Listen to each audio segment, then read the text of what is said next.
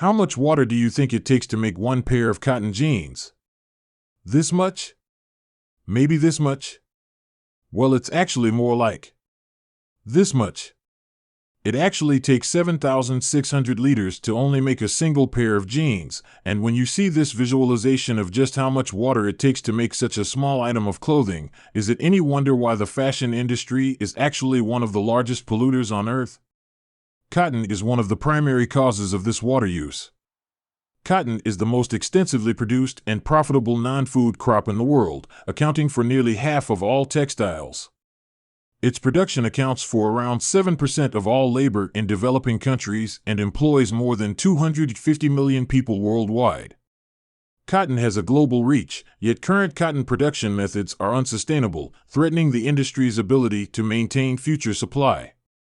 As another visualization of the sheer volume of water used, the most famous example of the effect of cotton production is the drying of the Aral Sea in Central Asia.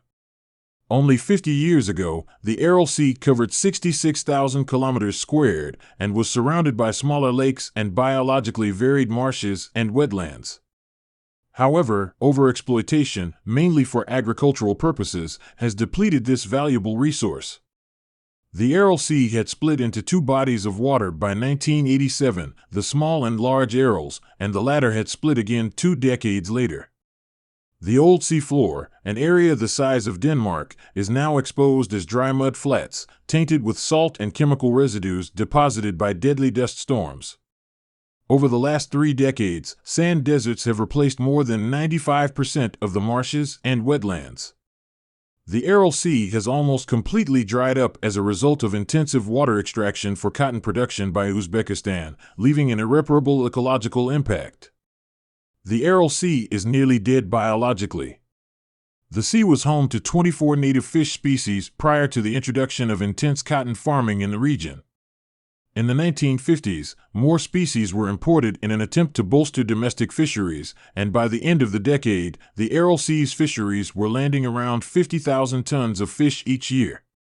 Reduced water levels, on the other hand, increased salinity in the sea, which by the 1970s had reached levels so high that most local fish species could no longer survive. The Small Aral is the only place where commercial fishing is allowed today, thanks to an embankment built by Kazakhstan's government and the World Bank to control the flow of water from the Small to the Large Aral Seas, allowing for some biodiversity recovery. But it is only a fraction of previous levels. And this isn't just happening here. Cotton poses massive environmental concern and damage in China, Pakistan, Australia, and other countries across the globe. And the effects don't just stop at water shortages. Cotton cultivation severely degrades soil quality. Despite the worldwide area dedicated to cotton crops staying unchanged for the previous 70 years, and the majority of cotton cultivated is on well-established fields, as these become depleted, new fields are planted, resulting in habitat degradation. Furthermore, cotton is grown with a lot of fertilizers and insecticides. The World Bank claimed in a 2019 report that studies have found the textile sector is responsible for around 1/5 of worldwide water contamination. Cotton field runoff contaminates rivers, lakes, marshes, and underground aquifers with pesticides, fertilizers, and minerals. These contaminants have a direct or indirect impact on biodiversity, either through immediate toxicity or long-term accumulation. Pesticides are utilized at a rate of 25% globally, with 10% being used in cotton production. As a result, those working in the cotton industry are more likely to be exposed to dangerous substances. According to UNICEF and the World Health Organization, 1 out of every 3 people in the world lacks access to safe drinking water, and the United Nations estimates that 1.5 million people die each year as a result of contaminated water. Textile dyeing is the world's second largest polluter of water, and the fashion industry accounts for 20% of global wastewater. And so I hope you can see how disastrous this industry really is, even through these limited examples. But all hope is not lost. Even as individuals, we can make a big impact in a positive way, and this is primarily through our consumerism. As a consumer, a powerful way to prevent this is through your shopping habits.